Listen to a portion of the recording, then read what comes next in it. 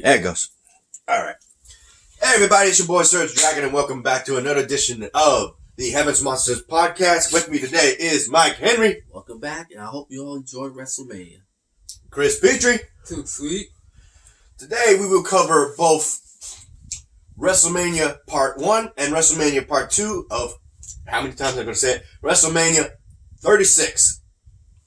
So we just finished watching Part 2, so let's go ahead and cover what happened in the first part. The first part was the kickoff show, and it was only one match. It was Cesaro versus Drew Gulak. Winner? Cesaro. Damn. That sucks. Next. And then I missed that match. And then WrestleMania kicked off with the tag team titles between the Goddess and the Twisted Sister, Alexa Bliss and Nikki Cross versus one of your favorites, the Kabuki Warriors. Yep. Actually, this was a kind of tug and pull between the Japanese Kabuki Warriors and Nikki Cross. And best WrestleMania for Nikki Cross, because at one point, Alexa Bliss was out of the match, and Nikki Cross had to fight all by herself with Alexa Bliss just staggering to get back under the corner. Finally, after fighting off both Kairi Sane and Asuka, she managed to get, I think it was single out Kairi Sane, who was thought to be injured, would be singled out at the end, and Alexa Bliss would be tagged in to throw in the high-flying move, Twisted Bliss, onto her and get the 3 count. Ultimately, your new tag team women's champion, and on SmackDown, it will be Alexa Bliss and Nikki Cross, their second time winning those title belts. 2-time champs.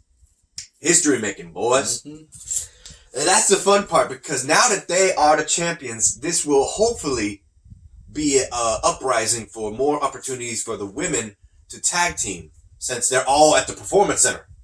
We got Raw, SmackDown, as well as NXT. So hopefully we'll see more tag team title opportunities in the future for the women. How would you feel about that, boys? I'm just glad that Nikki and Alexa made history by becoming 2-time women's tag team champions. You, Chris?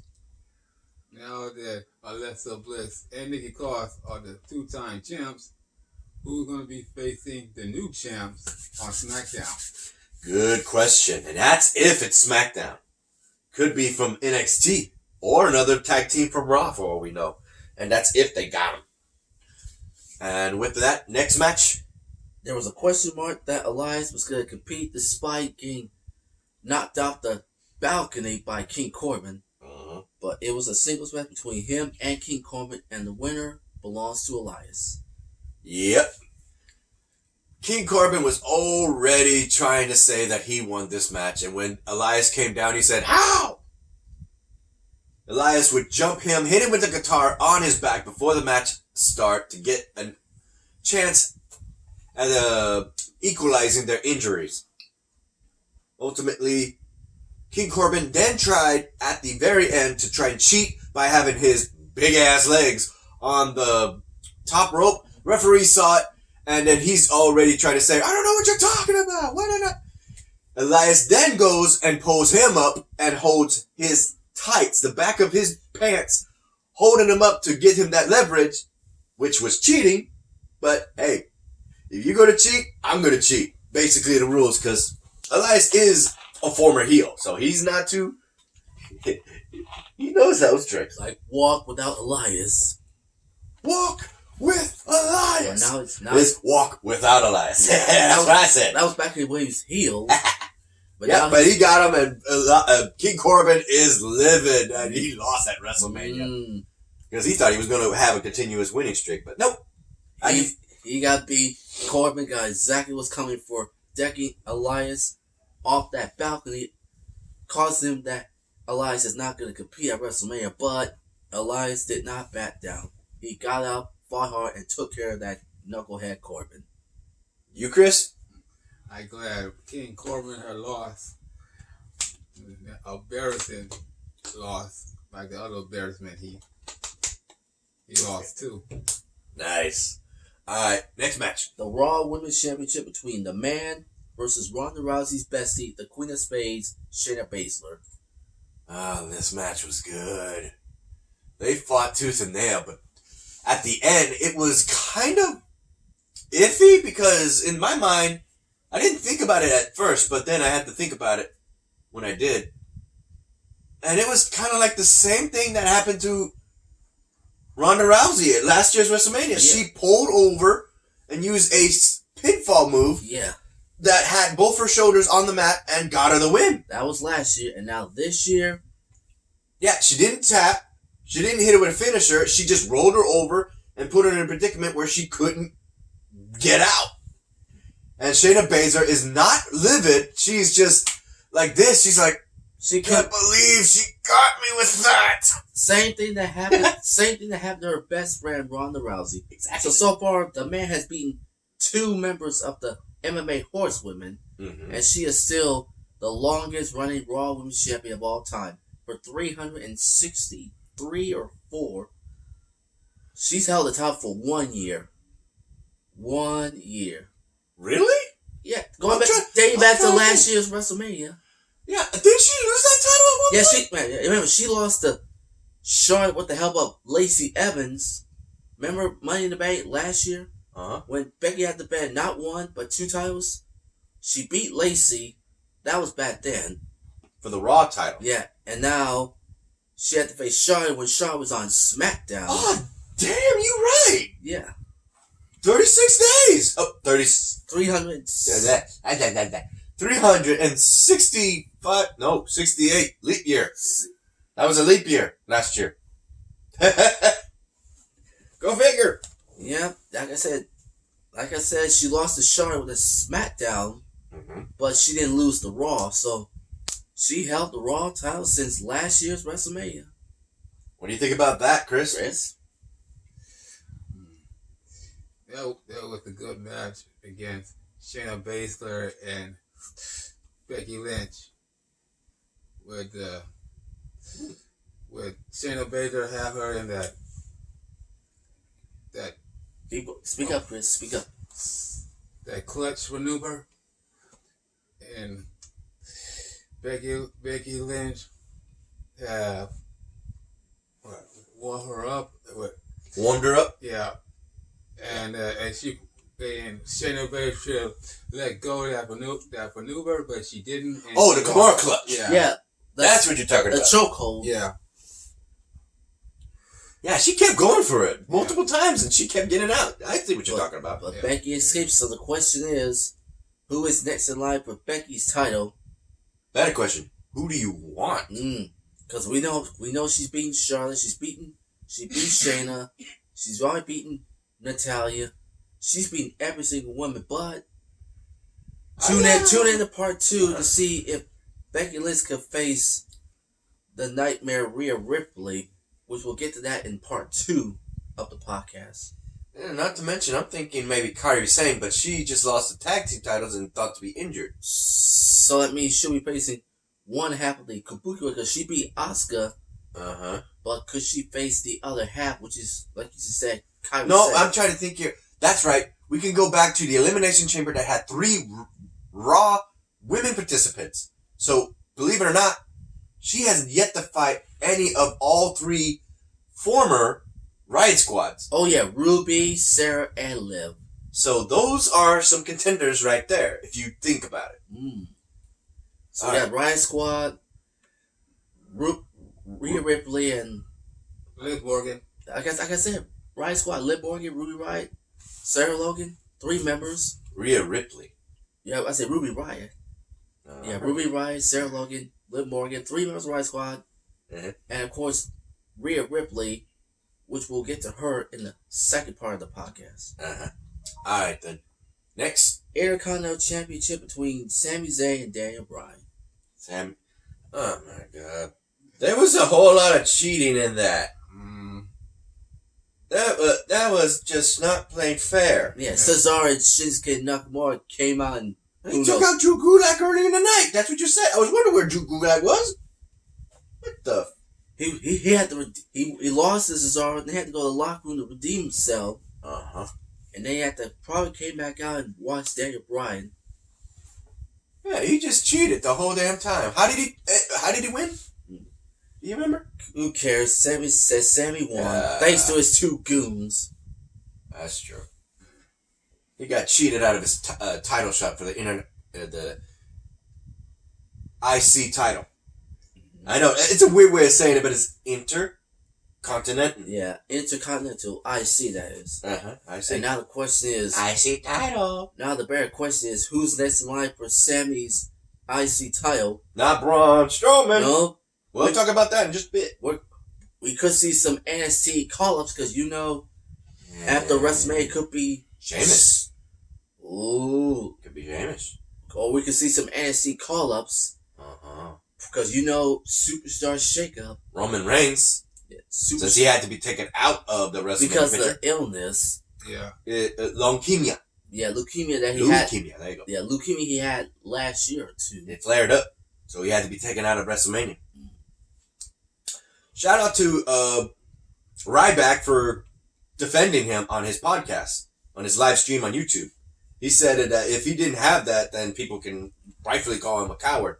But a lot of people on social media were calling Ryback a pussy because of the fact that he left this opportunity to fight Goldberg. I'm like, what the? That's health reasons, jerks.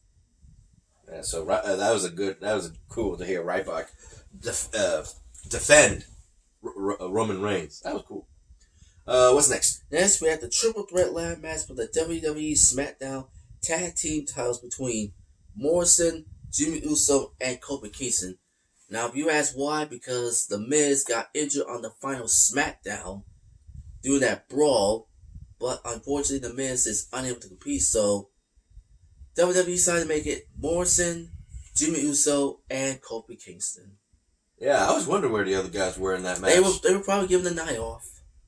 No, they were just they were back there. But it was a good match nonetheless, because these guys, when you expect a ladder match at WrestleMania, people are going to get hit, people are going to get slammed into, people are going to be trapped in ladders. And they did not disappoint. The only thing that was disappointing and ultimately confusing was the end, when all three competitors were at the top of the ladder, governing to try and take those tag team titles for them and their respectable tag team partners. They managed to unclip it, but the titles were in all three of their hands still. So, through arguing, they managed to shove John Morrison off of them, and he landed right on top of one of the ladders. But when they looked back at the thing they were holding, that was holding the titles, no titles were found. And the referee saw that John Morrison, when he fell, he unclipped them while holding them. And that's it. That's all it takes. The person who's last seen holding the titles is your new champion. In this case, The Miz and John Morrison retained their titles at WrestleMania through dumb luck. But can't say it wasn't worth it. He ended up having to land on a aluminum ladder from 5 feet in the air. Yeah, that hurts. That hurts. Ow, his back and his ribs. Ow. What are your thoughts on that, Chris? Man, the match was real. Go ahead. The match was fun. all the ladders. 1 ladder, 2 ladder, 3 ladder, 4. Yeah. How many times were they hit by it? Several times more. I had that in my head. I had to say it. Go ahead. Now, John Morrison retained the tag team championship for his partner. So the question is, who's next in line for the tag team titles? Like Goldberg, who said, "Who's next?" You, Mikey? Oof. It was a crazy match, but Morrison got lucky without the assistance of The Miz. And now the question is, who's going to face both Miz and Morrison for the SmackDown Tag Team titles? Heavy Machinery. Good. That's my pick. We'll get to them in the second part. Yeah. All right, next. Next up, you got Kevin Owens versus the Monday Night Messiah, Seth Rollins. Oh, this was This sent you back, I promise. They had to fight not one, but 2 matches. Uh-huh. First match, these two were fighting tooth and nail back and forth, but Seth Rollins had the audacity of picking up that big old ring thing, that ring bell. Uh-huh. You go ding ding ding ding, hit Owens with a weapon, and that got Rollins disqualified. But Kevin Owens was pissed because he's not gonna let Rollins get disqualified. He wants the match to end by either pinfall or submission, and guess what? It was a no DQ match. He challenged him to it, and he accepted. And you want to talk about a WrestleMania moment. Kevin Owens, at the point where he had Seth Rollins right where he wanted him, on the announcer table, he actually climbed over that huge WrestleMania sign. And crashed. Yeah, he sent on that. So, yeah! Got in the ring, dead set him up for a stunner, got the 1, 2, 3. And just like that, this was Kevin Owens' second WrestleMania moment. His first one, in case you remember, WrestleMania 33, when he took on his former best friend, AEW's Le Champion, Chris Jericho. That was 3 years ago. And now 3 years later, he gets his second WrestleMania moment for the first time in 3 years. This just dawned on me. By disqualification and pinfall, technically Seth Rollins lost at WrestleMania. Not once, but twice. Yeah. Oh. Twice! Now they lost it twice, but what's the last time Seth Rollins lost? Oh, I know. Well, go ahead. WrestleMania 31 when he lost to Randy Orton. It was a one-on-one match. Yeah, WrestleMania 31. Yeah, 5 years ago. Yeah. Ooh. 2015 was Seth Rollins.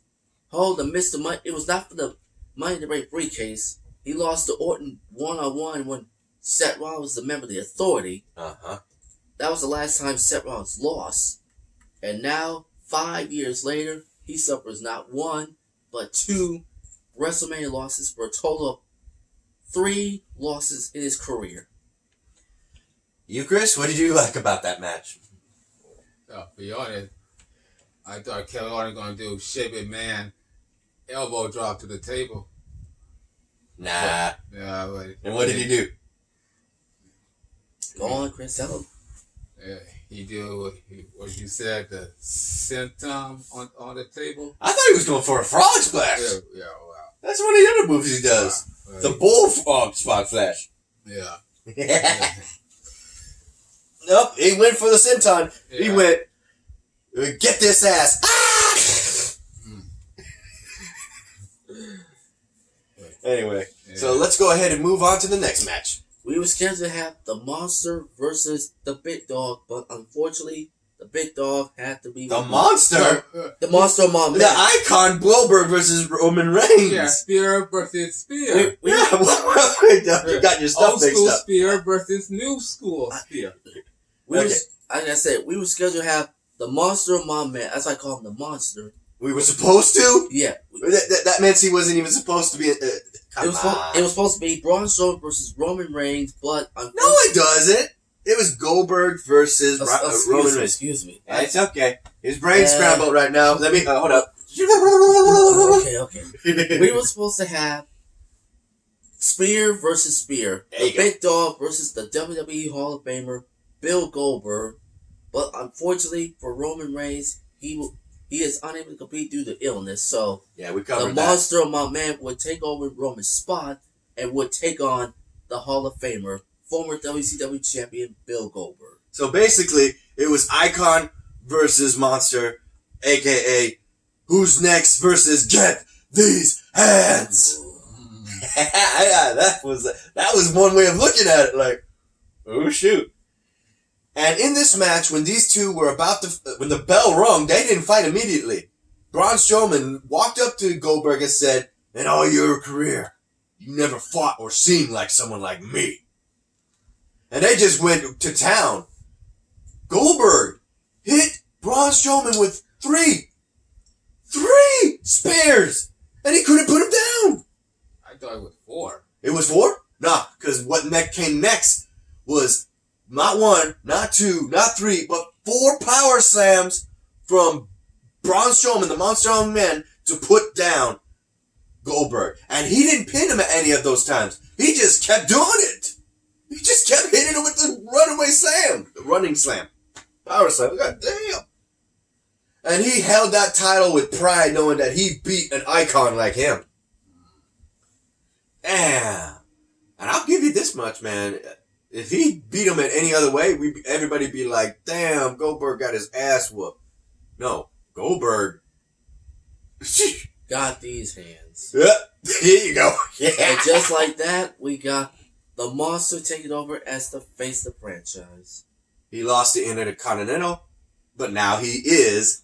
And wait, correct me if I'm wrong. Isn't this his first world title? His first universe? Oh my god. His heavyweight title? Isn't this his first heavyweight title? Are you kidding? I can't believe it. That's right. They said his first singles title was the Intercontinental title. Yeah. So this is his second.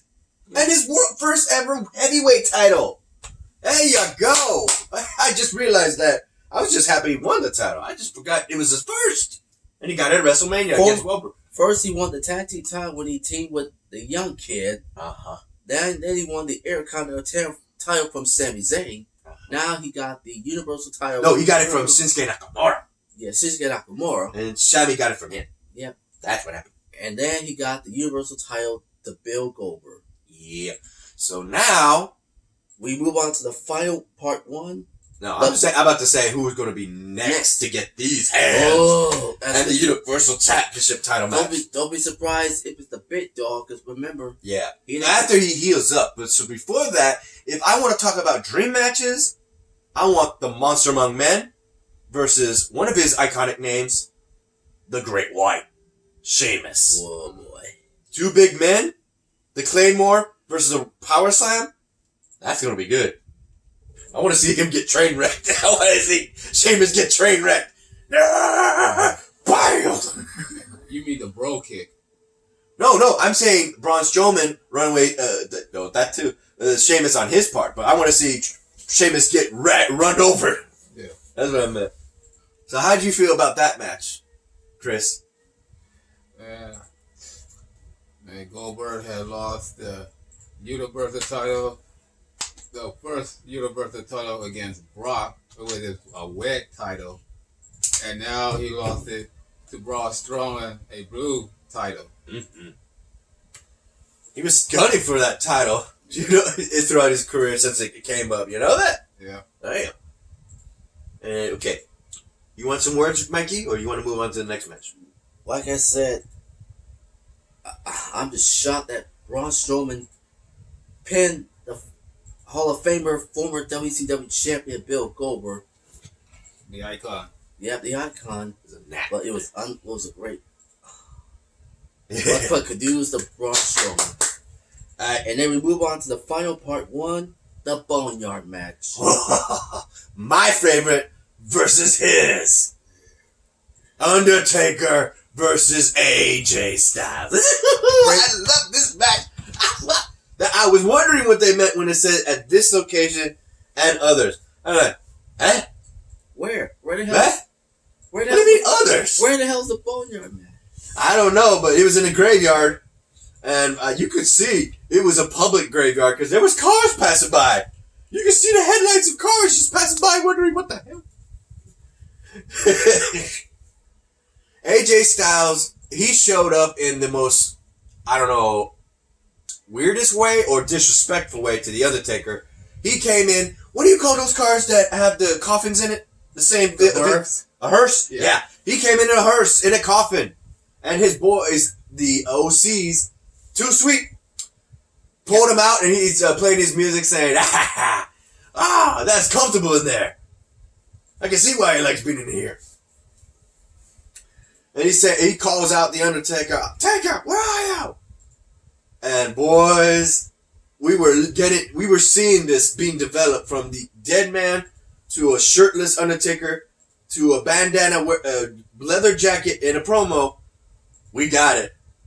Renee Young called it the American Badass. We had my favorite version of the Undertaker, the motorcycle riding Undertaker coming in. He came in and this is the first time I've seen Undertaker that damn chatty. Yeah, he's like, You want this? You want this? You got to pound it. It was like that the whole time. Even goes so far as to take a small lead pipe and was going to hit AJ Styles with it. He dodges and he breaks the window of the hearse.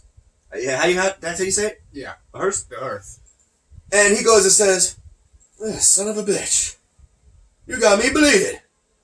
Look at this, you got me bleeding. He did. He broke that window and his forearm was bleeding.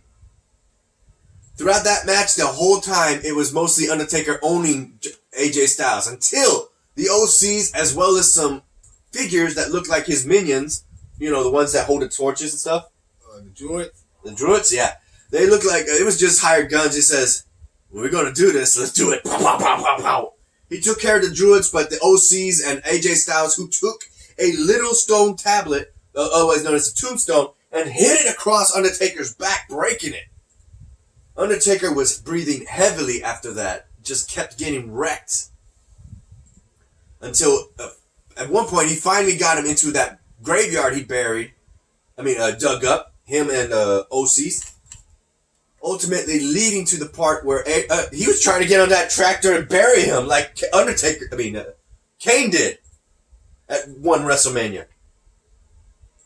But, was it WrestleMania?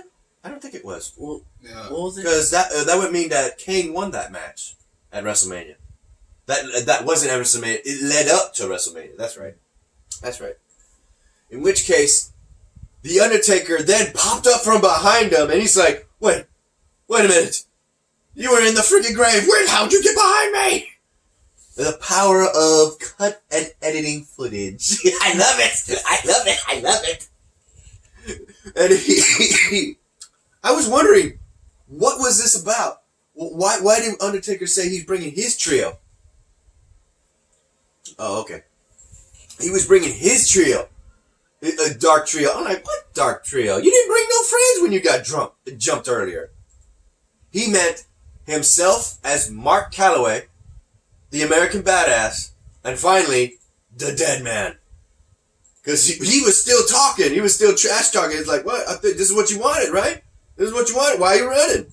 Get back here. AJ Styles. Come get this ass whooping. Yeah. So he ends up climbing the barn, and then he goes and starts doing the hocus pocus. He's like, let's go. He places his hand, and there goes the flames behind AJ. He can't run no more. And there's the OCs helping him again, but nope.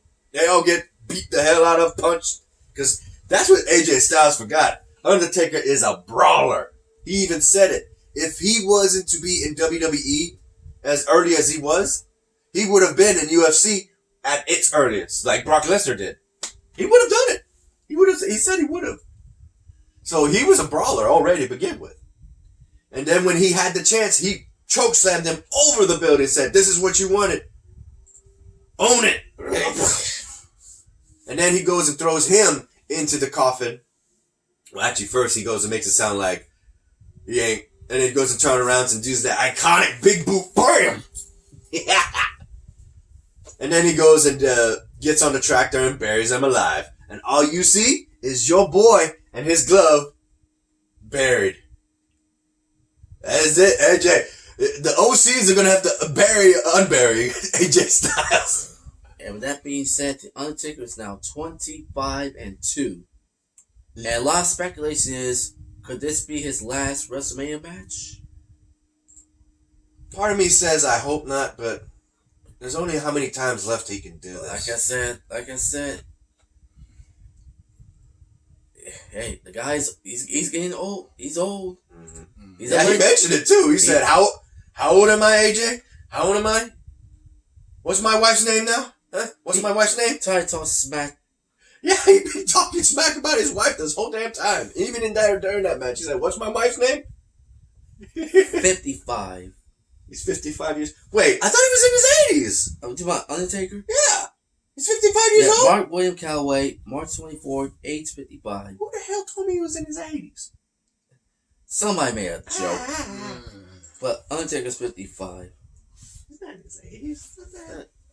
He look good for his 50s. Yeah. Say that much. He's getting close to 60. But like I He's said, a little older than my dad. Like I said, Undertaker is 25-2. If my math is right. So with that said, that was the end of WrestleMania Part 1. We're rolling out with some Metallica music and his logo burnt on the barn with the neon lights, and then he lit that sucker up on fire, that barn. I don't know whose property was that. Damn, it's on fire. Yeah. He rolls out in his motorcycle, going back to his wife. Michelle McCool. I would have liked to see his Boneyard buddies. He mentioned this on one of his talk-throughs, interviews. Because, not him, the Godfather. What was his name? The God. Papa Shango. Yeah. And the TM guy, whatever you call it, the other thing. What's the Godfather's real name? He was also part of Right to Censorship. When he was doing his promos, him and The Undertaker and some other guys, like the sumo guy, the WrestleMania, the big sumo guy. They were all part of, he even has it tattooed, the 3 letters of that crew, of him all across his belly, this way. When they talked about it, come on man, let's throw some bones. That meant dominoes. They were playing dominoes, because dominoes are made out of bones. Original ones. They had the originals. Charles White. Charles White, yeah. The Godfather wrestler. That's him. Man. That's him. Yeah, I'm surprised he didn't show up as Papa Shango. That's who I thought he meant. Maybe Boogeyman. Or something. Oh, man. That's messed up. So, before we get to Chris, what did you think, Mikey, about that match? AJ had it coming. AJ Styles had it coming for messing with the Undertaker's family. Need to go? Go on, Chris. Yeah, get your 2 cents. I got no comment. Your boy got. All right. With that said, I guess, how long is this video? It's 32 minutes. Okay. No, yes. Shout out to our boys, Mike Henry, Xavier Hill, and Andre Mitchell. A link to their YouTube pages will be in the descriptions down below. And also a remaining shout out to Renee, Farrell, Chris Petrie, T-Money, and Delvin. If you like this video, give it a thumbs up. Part 2. Yeah, part 2 is coming up next. If you like this video, give it a thumbs up. You didn't? Give it a thumbs down. If you like this content, hit that subscribe button and hit that notification bell for the next Heaven's Monsters podcast. I'm SergDragon. This is Mike Henry. This is Chris Petrie. We'll see you in the next video. Part 2 coming up. Bye. Bye.